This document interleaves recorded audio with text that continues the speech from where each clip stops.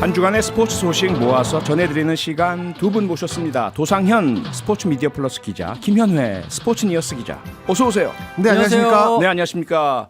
카타르 월드컵 16강 네. 꿈이었지 않습니까? 네. 예, 꿈 이뤘고 금이 환영했고요. 팬들께서 정말 환영 많이 해주셨는데 네. 사실 카타르 월드컵 가기 전에 전문가들 중에 16강 올라갈 거야? 라고 전망한 분들 많지 않지 않았습니까? 그렇죠. 예, 다들 회의적이었습니다. 그렇죠. 예, 저 역시도 마찬가지였고요. 왜냐하면 예, 뭐 우리나라 선수들의 뭐 능력을 무시한 게 아니라 뭔가 상대 팀이 워낙 좀 강한 상대들도 많았고 그리고 예. 우리가 평가전 자체를 원정에서 치르기보다는 대부분을 홈에서 치렀기 때문에 맞아요. 뭔가 제3국에서 치르는 경기에 대한 부담감이 컸던 것도 사실이었어요. 그런데 네. 그런 부분들을 잘 이겨냈고 그리고 대회를 하는 도중에 이제 뭐 황희찬 선수는 부상으로 이제 뭐 좀 뛰지 못하는 시간도 길었고 네. 황의조 선수도 제 기량을 발휘하지 못하는 상황이 펼쳐져서 그러게요. 걱정이 많았지만 그런 것들을 좀 선수들의 이런 조직력으로 잘 이겨냈던 네. 그런 좀 의미 있는 월드컵이 아니었나 싶고 네. 더 좀 희망적인 부분을 말씀을 드리자면 뭐 김민재 그다음에 뭐 그런 뭐 어린 선수들 예. 이강인 이런 이강인, 선수들 예. 사실은 이 조규성. 선수들은 전성기가 다음 월드컵이에요. 그렇죠. 그러다 보니까 우리가 앞으로 또 4년 뒤에 열릴 월드컵을 더 기대하게 만드는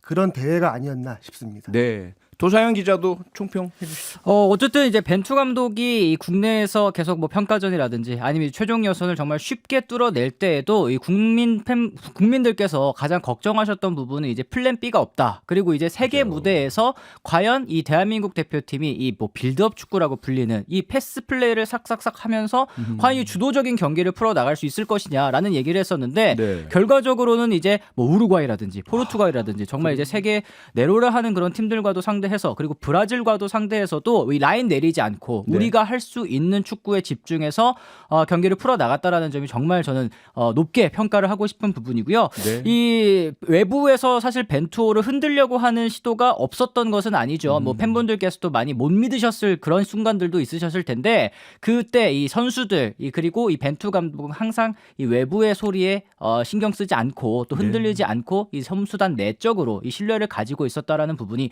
결과적으로는 이런 좋은 결과를 만들어낸 게 아닐까 싶습니다. 네. 김윤혜 기자. 선수들 스스로는 이번 월드컵 어떻게 평가들을 하고 있습니까? 손흥민 선수가 끝나고 들어와서 그런 말을 했습니다. 선수들이 어린 선수들이 떨리고 무서웠을 텐데 두려움 없이 임해준 게 굉장히 큰 작용을 했다라고 이야기를 했고 네. 그리고 저는 굉장히 인상 깊었던 건 왜냐하면 이 26명의 선수 외에 한 명의 선수가 더 있었습니다. 맞아요. 예비 엔트리에 있던 오연규 선수를 언급하면서 네. 정말 많은 희생을 해줬다라고 이제 이야기하는 모습을 보면서 야, 이 팀이 정말 원팀으로서 하나가 돼서 이 대회를 임했구나라는 생각이 들었고 네. 그리고 요새 인터넷에서는 그런 말이 있습니다. 중꺾마 아세요? 중꺾마요? 예. 중요한 건 꺾이지 않는 마음. 아. 이 말이 이제 유행을 하고 있는데 대표팀의 뭔가 어떻게 보면 이번 대회의 슬로건 같은 느낌이었어요. 그래서 중요한 건 정말 꺾이지 않는 마음. 마음으로 이번 대회에 임했다. 좀 이렇게 봐야 될 것 같습니다. 네, 지금 말씀 주신 27번째 선수 오현규 선수. 제가 또 이 수원 블루잉즈의 광팬 아닙니까? 그래서 네. 한번 뉴스 하이킥에 모실 수 있도록 최선 다해 보겠습니다. 청취자 여러분들 기대해 주시고요. 네, 도사현 기자. 뭐 여러 선수들 많지만 그래 조규성 선수야말로 깜짝 스타 월드컵이 나온 아닙니까? 맞습니다. 네, 뭐 인스타그램 팔로워 수만 하더라도 네. 이 월드컵이 시작하기 전에는 3만 명이었는데 지금은 뭐 이제 몇백만 명으로 이제 불어났으니까요. 뭐 전 세계 인기 스타로 거듭났다고 해도 될 것 같습니다. 네. 조규성 선수가 물론 이 실력만큼 이 외모도 정말 출중한 선수이지만 이번 월드컵에서 정말 최전방에서 굳은 이 플레이를 보여준 것이 또 이제 결국에는 우리 대표팀의 공격을 조금 더 부드럽게 만들어주는 역할을 또 했었고요. 네. 지금 이제 선수 본인은 해외 진출에도 또 욕심을 가지고 있는 것 같습니다. 이제 조규성 선수의 아버지가 이제 얘기하기로는 출전 기회를 잡을 수 있는 팀으로 일단은 가고 싶다. 그리고 뭐 간판 이 클럽의 이름보다는 그래도 조금 더 유럽에서 그리고 이제 남미 선수들과 직접 붙으면서 성장하고 싶다라는 이제 얘기를 했기 때문에 예. 과연 이제 월드컵이 끝난 다음에 월드컵 깜짝 스타들은 보통 이제 또 좋은 대우를 받고 이적하지 않습니까? 네. 이 조규성 선수의 향후 행보도 굉장히 또 궁금해지는 부분입니다. 네. 제가 조규성 선수 에이전트 분하고 좀 통화를 했는데 예. 정말 바쁘대요. 예. 아주 연락이 아주 사방에서 엄청 와가지고 바쁘다고 하는데 네. 제가 거기다 대고 어느 팀 가요라고 물어볼 수는 없어서 아하. 물어보진 못했지만 예. 일단 뭐 지금은 전북 현대 소속이잖아요. 그리고 그렇죠. 우리가 흔히 말하는 바이아웃이라고 있습니다. 바이아웃은 예를 들어서 처음에 계약을 할 때 해외에서 20억의 제안을 만약에 보냈을 때 우리는 거절 없이 보내줘야 되는 조항 이런 것들이 이제 바이아웃이라고 하는데 네. 조규성 선수가 바이아웃이 있다 없다 논란이 많았습니다. 근데 제가 물어보니까 네. 없대요. 아, 그러니까 없습니까? 예, 전북에서는 그러니까 이 선수가 뭐 최소 이적료 이런 보장이 없기 때문에 더 많은 금액을 받고 이 선수를 해외에 보낼 수 있는 굉장히 좋은 유리한 위치에 놓여 있는 상황인 거죠. 예, 네. 그래서 뭐 조규성 선수 입장에서도 내가 당장 무슨 뭐 해외 뭐 명문 구단보다는 더 뛸 수 있는 구단 가서 네. 조금 더 실력을 더 쌓고 싶다 예. 이 이야기를 하더라고요. 네. 그 말씀은 처음에 계약할 때 조규성 선수는 자신의 그런 이 미래를 예측 못했고 전북 현대는 어느 정도 알고 있었다는 이야기로 또 들리기도 네, 합니다. 이제 전북 현대 입장에서는 이제 이런 좋은 선수를 데리고 네. 오기 위해서는 바이아웃을 계약서에 좀 넣지 않는 좀 상황들이 좀 있거든요. 아하, 예, 좀 그렇군요. 선수의 좀 뭔가 의견이 좀 많이 들어간 계약이고 네. 결국은 어떻게 보면 전북 입장에서도 뭐 좋은 계약이었던 거죠. 네. 427번님께서는요, 전 마지막 중거리 골 백승호 선수도 기대돼요 하셨는데요. 어떻습니까, 도사인 기자? 뭐 여러 선수들이 있지 않습니까? 이번에 정말 카타르 월드컵에서 막 이제 빛나고 주목받았던. 사실은 방금 말씀해주신 것처럼 백승호 선수 마지막 이제 브라질전에서 정말 속이 시원한 그런 이제 중거리포 골을 또 만들어주지 않았습니까? 네. 백승호 선수도 역시 이제 정우영 선수가 은퇴한 다음에 이제 대표팀에서 은퇴한 다음에 이 중원을 지켜줄 그런 하나의 자원으로 또 평가를 받고 있고요. 네. 또 이강인 선수 얘기를 또 안 할 수는 없을 것 같습니다. 그렇죠. 이번 대표팀에서는 그렇게 많은 출전 기회를 받지는 못했습니다만 네. 현재 소속팀 마요르카에서 너무나도 잘하고 있고 또 적은 출전 기회에서도 출전했을 때 경기 흐름을 한 번에 바꿔버리는 그런 모습 이 팬분들께서도 많이 보셨을 것 같은데요. 네. 여기 이제 추가적으로 오른쪽 풀백 계속 고민이지 않았습니까? 이 김문환 선수가 정말 잘해줬고 저는 딱 한 선수만 더 꼽아보라고 말씀하신다면 네. 역시 황인범 선수를 한 번 더 황인범 꼽아보고 싶습니다. 정말 이제 대표팀의 이 중원에서 이 패스플레이 그리고 벤투 감독의 황태자라고 불리지 않았습니까? 예. 그 이유를 이번 월드컵 무대에서 가장 잘 보여준 선수가 바로 황인범 선수가 아닐까 싶습니다. 네. 양팀 통틀어 가장 많이 뛴 선수로 늘 황인범 선수가 꼽히더라고요. 네. 12km 이상 뛰고 막 그러던데. 그런데요, 이렇게 신나고 좋은 일만 있었던 게 아니고요. 김현애 기자. 네, 선수들 귀국 직전에 네. 그 손흥민 선수의 개인 트레이너 관련된 어떤 이야기가 네네. 상당한 좀 파장을 불러일으키고 있죠. 이거 어떻게 된 겁니까? 취재하셨죠? 네, 네, 그렇습니다. 이게 지금 손흥민 선수의 개인 트레이너가 이번에 월드컵에 공식적으로는 아니지만 이제 예. 손흥민 선수와 함께 이제 월드컵에 이제 참가를 해서 선수들의 이제 물리 치료를 이제 도와줬던 그런 일이 있었는데 네. 이 트레이너가 손흥민 선수뿐만 아니라 대표팀의 많은 선수들을 이제 함께 이제 치료를 해줬어요. 그런데 예. 이 트레이너가 자신의 SNS를 통해서 좀 뭔가 불만 섞인 이야기를 이제 좀 토로를 했습니다. 그러면서 본인이 이제 협회로부터 뭔가 무시를 당하고 있다라는 이제 발언들을 했는데 네. 그 이후에 기자들이 나한테 연락을 줬으면 좋겠다라고 이야기를 했지만 저희도 연락을 해봤는데 예. 연락이 지금 되지 않고 있고 현재 지금 아무런 공식 입장을 내놓지 않고 있는 그런 상황입니다. 네, 알겠습니다. 벤투 감독은 결국 못 잡는 거죠? 그렇습니다. 일단은 뭐 벤투 감독 같은 경우에는 휴식을 취하면서 이제 네. 다음 이제 행보를 결정하겠다 이제 얘기를 했습니다만 이 예. 대한민국 대표팀과는 이별하는 것이 뭐 이제 확정이 됐고요. 지금 뭐 시즌 아직까지 이 해외 축구 같은 경우에는 시즌이 한창 진행 중이지 않습니까? 그렇죠. 이 시즌 마감에 맞춰서 이제 새로운 팀을 또 찾아보지 않을까라는 생각이 좀 들고요. 네. 그리고 이 벤투 감독이 떠나기 전에 마지막으로 대표팀에 남겨놓은 선물이 또 바로 이 훈련 세션. 이 선수들이 항상 이제 대표팀에 갈 때마다 얘기한 부분이 정말 훈련이 체계적이고 해외에서도 많이 하는 그런 선진적인 훈련 내용이다라는 얘기들을 항상 했었거든요. 네. 그런 부분들을 이 벤투 사단이 항상 영상, 텍스트, 자료로도 많이 남겨놨기 때문에 앞으로 대한축구협회가 이 벤투 감독이 남겨놓은 이 유산들을 어떻게 활용할 것이냐가 굉장히 또 향후 대표팀에게도 큰 영향을 주지 않을까. 그리고 유소년 뭐 그런 이 연구 자료로도 이제 활용을 해야 될 텐데요. 네. 그렇기 때문에 또 다음 감독이라든지 이제 다음 체제가 어떤 감독 아래에서 대표팀이 이어지느냐가 또 굉장히 중요할 것 같습니다. 네.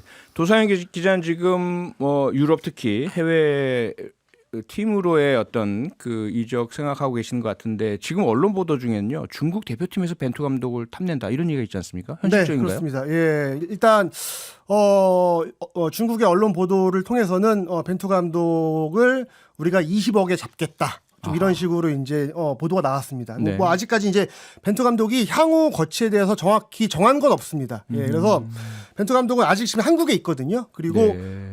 고양시 주민입니다. 제가 고양시에 살아가지고 뭔가 자부심을 느끼고 있는데 늘 가면 네. 같은 카페 같은 자리에 앉아서 혼자 고민을 하면서 막 연구를 하는 모습을 저도 많이 봤어요. 아, 그래요? 예, 그런데 이제 공식적인 대표팀으로서 일정은 끝났지만 내일 이제 국내에 또 이제 지도자들 있지 않습니까? 우리 같이 함께했던 최태욱 코치나 마이클 김 코치하고 이제 내일은 뭐 이제 식사를 하면서 뭐 마지막 이제 대화를 나눌 예정이고 네. 그 이후에 뭐 일정에 대해서는 조금 더 우리가 고민을 해보겠다. 왜냐하면 벤투 감독 혼자 움직이는 게 아니라 이제 코치들도 함께 움직이기 때문에 네. 예, 그 부분은 이제 다 같이 함께 논의를 해보겠다. 좀 이런 이야기를 하더라고요. 네.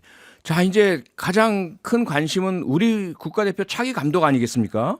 어떤 분이 물망에 오르고 어떤 스타일의 감독이 오게 될까요? 사실은 다음 대회 이제 2026년 월드컵부터는 이 출전할 수 있는 이 국가의 수가 이제 48개로 이제 늘어나게 됩니다. 그렇죠. 그렇기 때문에 지금 뭐 굳이 비싼 외국 감독을 쓸 필요가 있느냐라는 얘기들이 이제 축협 내부에서 지금 나오고 있다고 하는데요. 네. 가장 얘기가 많이 나오고 있는 감독은 역시 이제 아시안 게임 때 금메달을 또 따냈었던 이 김학범 감독이 또 얘기 많이 나오고 있고요. 그리고 이제 학범 최용수 감독까지도 지금 언급이 되고 있는 그런 상황이기는 합니다. 네.